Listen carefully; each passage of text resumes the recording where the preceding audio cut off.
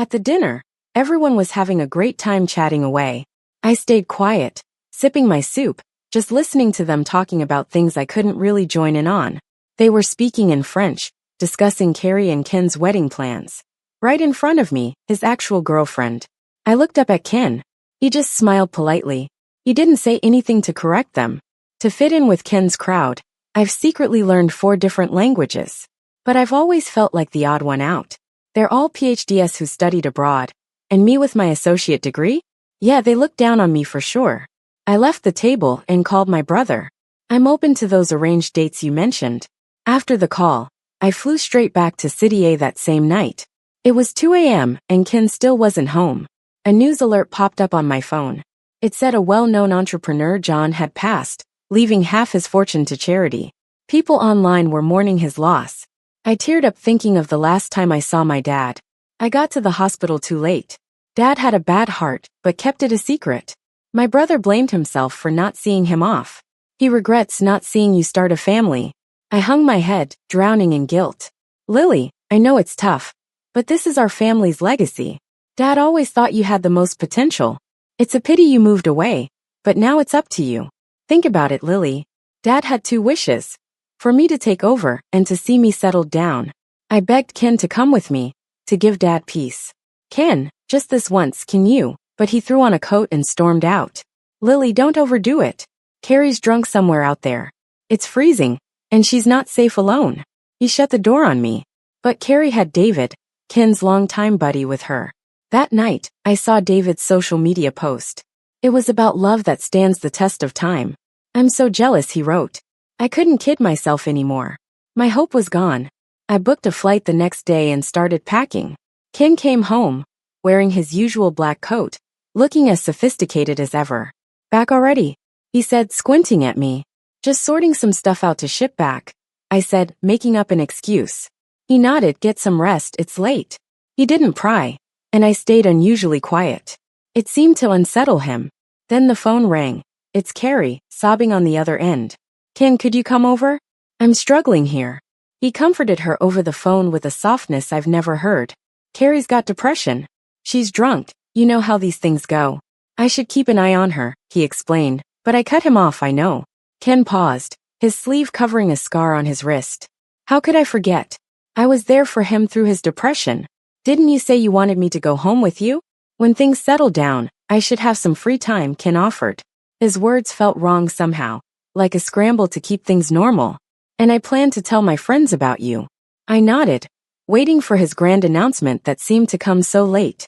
It was time for this chapter to end. Lily, why are you dressed like that? Ken asked. Is there a problem? I shot back calmly. No, it suits you. He looked puzzled, and used to me in something other than black, white or gray, simple, elegant, the way he liked it. Today, I chose a bright yellow cheapao, hair pinned with a white jade clip. I've always loved cheerful colors. Ken seemed remorseful, probably having spent all night with Carrie. That color looks great on you. We'll get more like it when we get back. Sure, I replied, distracted. There was a change though. Something felt different, like silence had settled between us. Meeting at the restaurant, Carrie and her friends were already waiting, laughing and chatting animatedly. Their conversation roamed from academic theories to emotions, to how Ken felt about Carrie. Ken waited so long for you, Carrie. You both were always our golden couple, teased David. Ken's real match was always you, Carrie added. Ken's got a girlfriend already, I said, but felt overshadowed by the group's dynamic. It doesn't matter. We all know Ken's heart is still with you, Carrie. His current girl is just a stand-in. David wasn't shy with his words. I watched as Ken stood there, part of their world but not mine. You won't believe it until you see it later. But Lily looks like a knockoff version of Carrie. She's copying Carrie's style and hobbies. It's like she's trying so hard but just can't cut it. But when I walked in, everyone kind of stopped breathing. The girl in front of me had a calm and radiant vibe, totally different from Carrie's elegant and noble style. It got a bit awkward. So, I just smiled and greeted everyone casually. Someone whispered, "It's not quite the same, is it?" Then Carrie saw Ken, and walked up to him with a smile. "Ken, congrats on winning the top award again. Aren't you going to tell us about your work?" She just ignored me, and was all friendly with Ken, chatting and laughing with the group. Ken smiled and talked about the inspiration behind his paintings and his experiences over the years. Carrie kept up with him effortlessly, like they were perfectly in sync. A match made in heaven, right? Then David, out of nowhere, asked in French, "So, when are you two getting married?" Everyone looked at me and started chatting in French like they all knew something. Carrie responded to their blessings in French too. I glanced at Ken, but he didn't deny anything. I sighed and left the room. David looked at me with a hint of disdain. To him, there was no way a college student like me could understand French. What Ken and the others didn't know is that I've taught myself 4 languages over the years, just to be part of Ken's world. Basic conversations weren't hard for me. Listening to the laughter in the room, I dialed the phone. "Brother, I'm willing to come back and take over Dad's legacy." "Lily, it's great to hear that. Mom and I have always hoped you'd come back. You've always been Dad's pride. No matter what, we want you to be happy."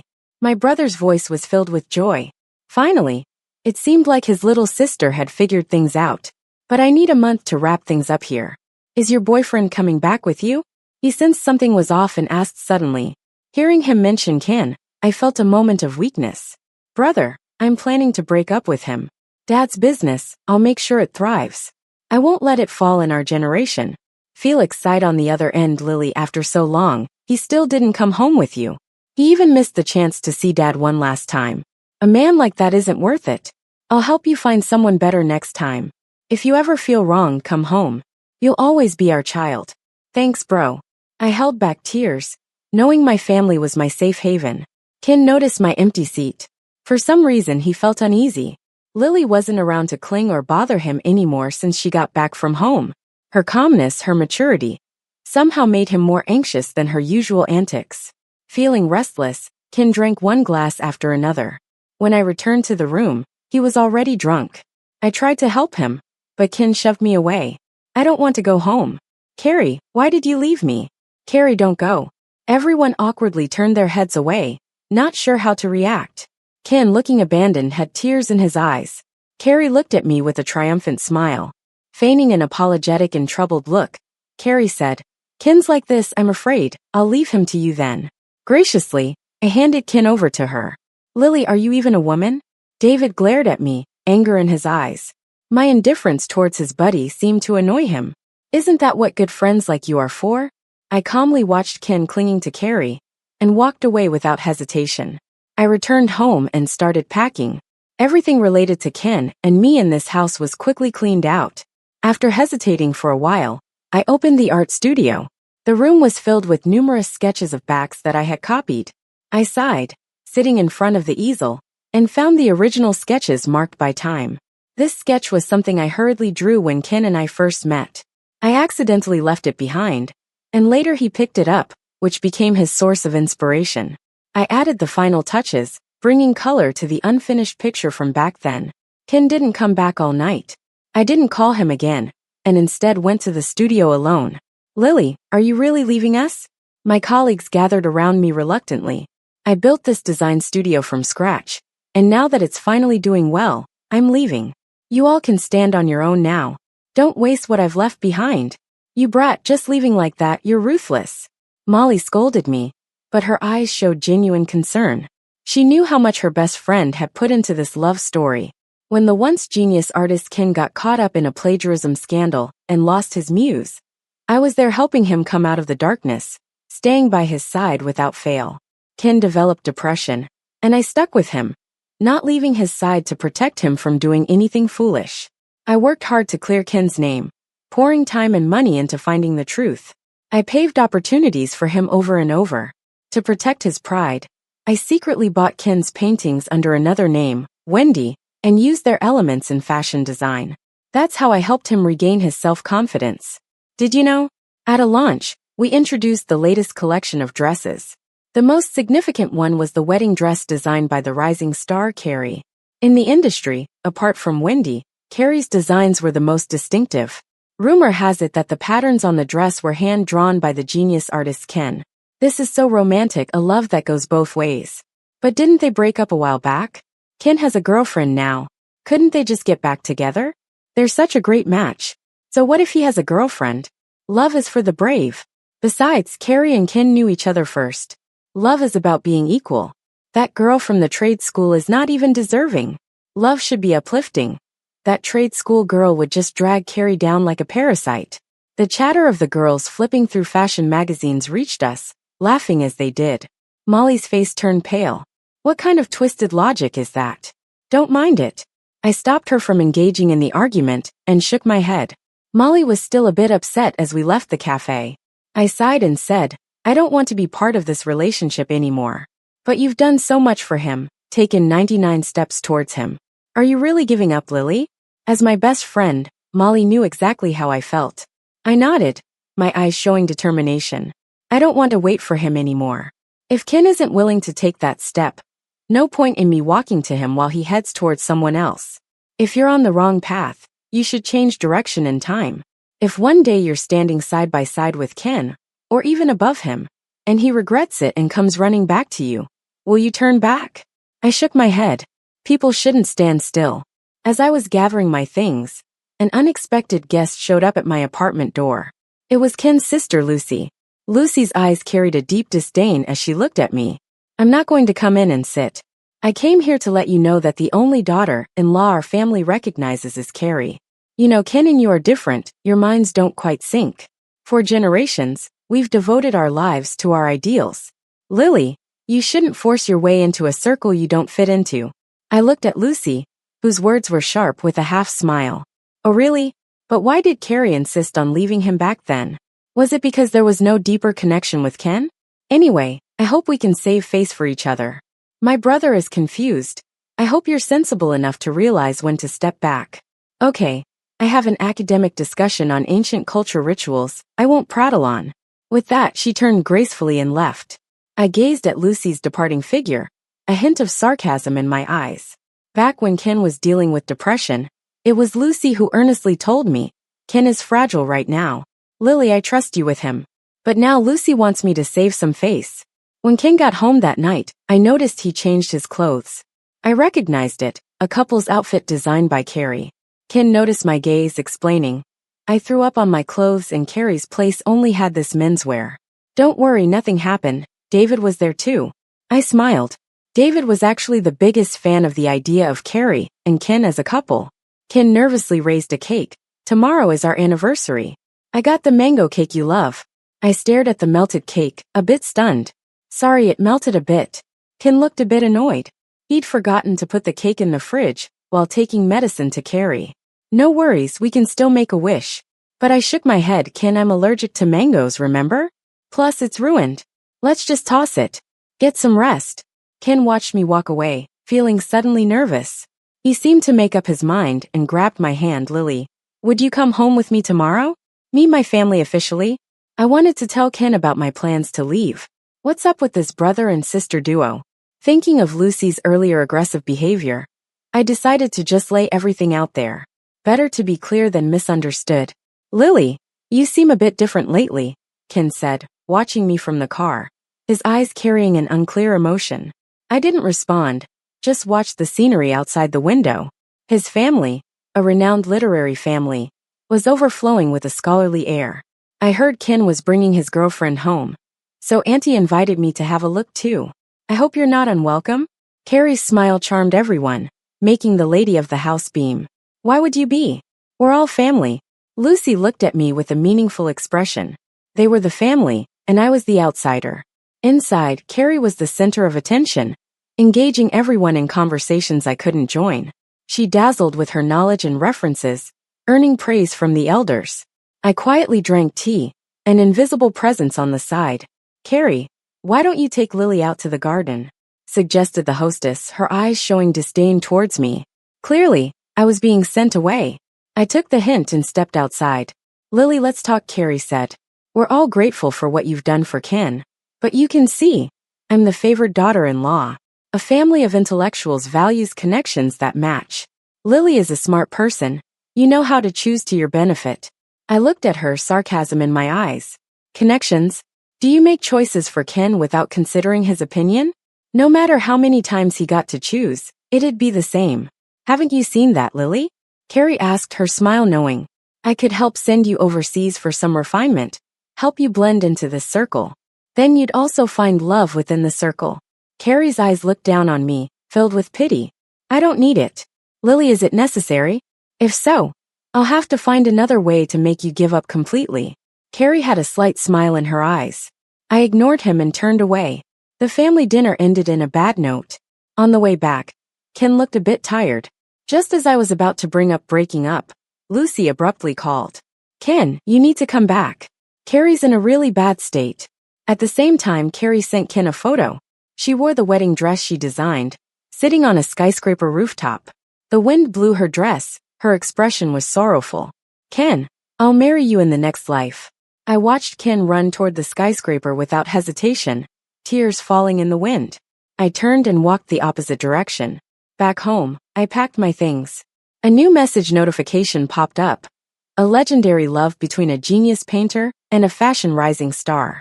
In the photo, Carrie and Ken were in a deep embrace. Marketing accounts kept pushing it, probably Lucy's doing. I sighed and rescheduled my flight to the next night at 10. Near midnight, Ken finally stumbled back home. The smell of alcohol was overwhelming. I dampened a towel and gently wiped his face. Ken grabbed her hand, holding her close. Lily, Carrie has depression. I was just comforting her, don't overthink it. Yeah, I know. Back when Ken was seriously depressed from plagiarism accusations, I was there with him, bringing him out of that darkness. He once cut his wrists in the bathroom, and I ran through the rain to his apartment, kicked down the door, saw his bloody hands, gritted my teeth and carried him to the hospital. I felt a bit detached, wanting to push him away, but he held on tighter. Then I noticed a ring on my hand. Lily, it's an anniversary gift. I looked at the ill-fitting ring, a bitter smile on my lips. The ring was too big, not my size. Compared to the showy, romantic proposal on a skyscraper, his love for me was just drunken mumbling. Lily, let's get engaged after this competition, okay? It's almost the end of the year. Let's have a reunion meal with both our families. Didn't you say your dad really wants to meet me? What kind of gift would impress him? Lily, why are you crying? Ken was flustered. He had never seen me cry before. He was at a loss. I had mentioned bringing him home many times, but Ken always used work as an excuse and refused. That reunion dinner would never happen. I wiped away my tears and quickly calmed myself. Ken noticed my shaking and thought it was relief turning to joy. He gently patted my back, comforting me, don't cry. When Carrie confronted him earlier, it was Lily that flashed in her mind. Once Carrie's condition stabilized, he'd marry Lily. It's late, get some sleep. I turned to go back to the bedroom. Lily, let's celebrate the anniversary tomorrow at home. No going out. Ken was a bit panicked, grabbing my hand. I nodded, let's have a talk tomorrow. The next day, I made a full meal. But when I opened Ken's room, it was empty. Lily, I'm taking Carrie for a follow-up at the hospital. I'll be back to eat with you tonight. I waited at the table, reheating the dishes until 8 p.m., but Ken still didn't return. A bitter smile spread across my lips. I had to go. In the last minutes of waiting at the airport, I tried calling Ken. His phone was off. I opened my phone. Lucy had updated her status. There were Carrie, Ken, and his parents, enjoying a reunion meal together. She captioned it, our family's newest member. I gave it a thumbs up, then found Ken's profile on WeChat. Typing, we're over. I wish you and Carrie the best. I left the ring on the table. Ken, this time, I'm not waiting for you. I finished and blocked him, tossing my phone into an airport trash can. As soon as I got off the plane, I saw my brother waiting at arrivals. Did you sort everything out? Felix asked softly. I nodded. Lily, whatever happens, welcome home. I returned home with my brother, my mom's eyes welling with tears when she saw me. I'm glad you're back. Meanwhile, Ken frowned. He had finally explained things to Carrie, brought her home, and calmed her down. It was already late. He told Lucy to take care of Carrie and hurried off. All he could think was that Lily was still waiting for him at home. He reached for his phone to call her, but realized it was off. A deep unease washed over him. He felt like he had lost something important. Lily would surely wait, she always did. Every time he came home late, she'd quietly sit on the sofa, waiting till he returned before resting. Ken tried to reassure himself. But when he got home, he found only cold dishes. He rushed to Lily's room, finding it empty. Ken quickly charged his phone and read Lily's message. Where are you? His message was sent, but only a red exclamation mark appeared in return. Lily had blocked him, and Ken finally panicked. He dialed Lily's number repeatedly, but it was always off. He finally understood the source of his recent unease.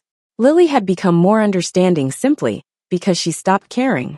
Since she came back, everything changed. What happened? They were about to get married. Lily had done so much for him. Why would she leave him? No, once the competition was over, they'd marry immediately. Lily would definitely wait for him. But I really have no time for Ken. There's so much stuff piling up at home, it's driving me nuts. Felix took over the family business after Dad passed, and he's had a hard time keeping up. Lily, you don't have to push yourself so hard, Felix said with a hint of concern in his eyes as he looked at his sister. Bro, set up a meeting with Nolan for me tomorrow. We can't go on like this. The cafe had lots of trendy magazines, and Nolan casually picked one up. It was the latest fashion weekly. Lily, blending the traditional with the modern is a big task, Nolan remarked offhandedly as he opened the magazine. The first piece was about this genius painter Ken's contest entry. His latest work was a portrait of a woman's back, an elegant silhouette in a pale yellow cheapao. Another piece showed the back of a young boy, marked by the passage of time, which stirred quite a bit of controversy. Just then, the TV broadcast live footage of an award ceremony. Carrie, is the figure in the painting based on you? It looks just like Ken's newest work. I declare these two paintings as national treasures. Did you paint the other one? Carrie smiled gracefully beside me, admitting, while I looked at Ken in the camera. Surprisingly, he didn't deny it. Claiming someone else's work is the worst thing you can do in the art world. Yet Ken did it for Carrie. I couldn't help but let out a bitter smile. I really like Lily's sketches, he continued. But as a latecomer in the field, Lily, I think it's a bit risky. Though risk and opportunity go hand in hand. I believe in you. Let's have a successful partnership. Our family brand has always been in an okay spot in the fashion industry. Dad worked really hard for it. Initially, I collaborated with Molly under Wendy's name, planning to return after marrying Ken. I haven't forgotten Dad's wishes. For Ken, I gave up the design school and moved to his city to study business. Just as I was about to leave, a major shocker appeared on the cafe's TV screen. Ken didn't win the contest. The winner was another painting, signed by Wendy. At the award ceremony, Molly waved her hands. Lily, I know you're watching. What do you think? Excited? Beside her, Molly looked up, pleading silently at Nolan. Bro, help me, she mouthed, eager to speak. Nolan turned his head, ignoring her plea. What's up? I calmly said, watching her. Lily, I didn't want your hard work to go unnoticed. I entered the contest with what you left behind.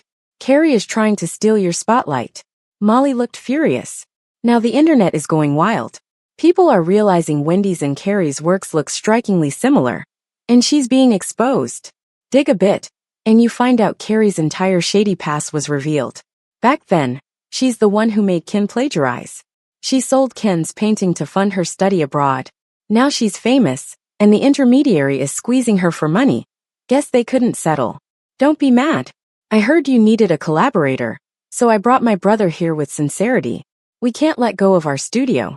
And besides, your talent outmatches both of them combined.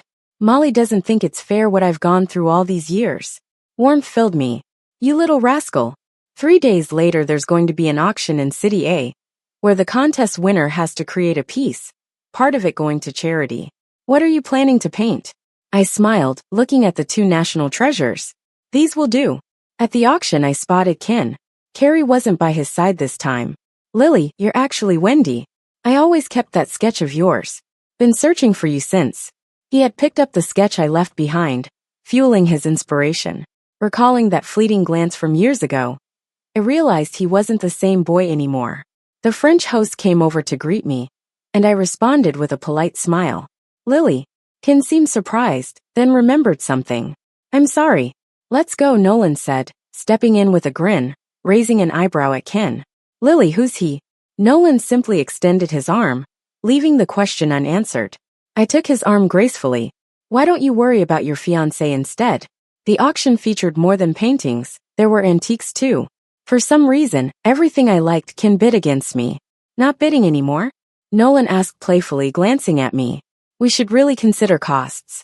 You can't just throw money around. Nolan chuckled, raising his paddle. Ken looked slightly annoyed as a Song Dynasty vase spiraled into a bidding war, skyrocketing tenfold before Nolan clinched it. Sir, are you just buying it as a pretty vase? Ken asked Nolan sarcastically. Don't you think it'll collect dust if you don't fully grasp its beauty? Value, Ken said, isn't it bestowed by people? Money is the clearest way to show that value. If I can outbid and buy it 100 times over, it's a treasure to me. Nolan responded pointedly. Just like if Wendy hadn't styled your work into fashion, you would be an unknown artist. You're ruining art, Ken exclaimed. Nolan ignored him as the auction proceeded to my work. Ken held his breath. The painting was another back view, but the person in the picture was no longer him. Nolan gave a sly smile, quieting the room with a gesture. Ken clenched the auction paddle tightly. He didn't even get a chance to bid. Nolan's gesture meant he'd match any price. No matter the cost, he'd outbid. Ken looked pale, a hint of unwillingness flitting across his eyes. He just didn't have the means to compete with Nolan. Even if he sold everything he owned, it wouldn't amount to much compared to Nolan. The auction ended, and I got ready to head back to the studio with Nolan. The pattern on that vase would be perfect for the theme of the next clothing line. Nolan's jewelry, and my clothes could both draw from that idea. Go ahead and do it your way. Thanks for picking up the tab, Nolan. I smiled at him. I love the painting you did for me, Nolan whispered quietly in my ear. When I got home, I saw a familiar figure at the door. Lily. Ken looked at me with slight affection in his eyes. What are you doing here? I looked at him, my eyes cold. I told you after this competition we'd get married. Ken's gaze was filled with determination. What about Carrie? I've said it before, Carrie and I are just friends. She's just a patient. I always thought of her as a sister. Ken, I plan to take over the family business. We're not on the same path. Carrie would fit right into your circle. Please don't look for me anymore. Lily, are you leaving me? Ken suddenly hugged me from behind, wrapping his arms around my waist. I quietly broke free. Ken, please, no pulling and tugging. I'm already engaged to someone else. You're lying. That's impossible. You'd wait for me. Lily. My brother's voice called out as he saw Ken, with a trace of hostility. This is Ken, right? I've heard about you from Lily. Come on in if you'd like. Ken looked a bit pleased at that. I sighed and didn't stop him. I told my brother all about my experiences over the years. Knowing his character pays back tenfold, I understood what he meant. But when Ken saw Nolan in the house, he looked even paler. Nolan and my mom chatted about something, and she was all smiles. Hi, ma'am. I'm Ken. My mom looked at him kindly, signaling for him to sit down. Ma'am, I came here to. But my mom cut him off. Lily, Nolan's family and ours had an arranged marriage for you too. Now that you're home and have met Nolan, I won't need to set up a date for you guys. Ma'am, aren't you gonna ask Lily what she wants? Ken said passionately, looking at me. Nolan glanced at me too. Of course I'm willing. Ken left, though I have no idea how he managed to walk out. Nolan stared at me with a bit of hesitation in his eyes. I knew you were just mad when you said that. He watched Ken leave. For some reason, the sympathy he should have felt turned a bit cold. He had looked into Ken's past, and everything Ken had done was quite chilling. I shook my head at him. I wasn't just mad. Otherwise, I wouldn't have painted that for you. Ken was right. Marriage is often decided by parents. We are well suited. I placed a ring in his palm, smiling as I slid it on his finger. My family is in fashion. Measuring by eye is a basic skill. Nolan blinked and pulled another ring from his pocket. Yours matches perfectly. The rings were just the right size, a perfect pair. Molly, that girl. Nolan exclaimed, surprise flickering in his eyes. We exchanged amused glances. Ken exposed Carrie's plagiarism, not just of Lily's painting, but her entire portfolio. Her designs were all stolen. Her startup money came from selling someone else's sketches. After harming herself, she left the country. While abroad, Ken found out Carrie's supposed talent was all based on deception. Even her sketches were someone else's. Thinking of the pain of being falsely accused of copying, he was shocked to have favored her. Carrie, who was outed, became a disgrace and went into hiding. She waited for the right moment to stab the man in the hand repeatedly with a concealed knife. Carrie was arrested, and Ken went to the hospital. His tendons were so damaged he couldn't draw anymore. Ken shut himself off, spending time in the yard, staring at a yellowed picture. It showed her back. Lucy watched her brother, eyes filled with regret. Their mistake had cost him happiness, But it was too late to fix it. My wedding made the news. Nolan and I were the perfect couple, compatible in every way. Some things once missed can never be recaptured. Ken watched the horizon as the sun set. His sun had set too. The end.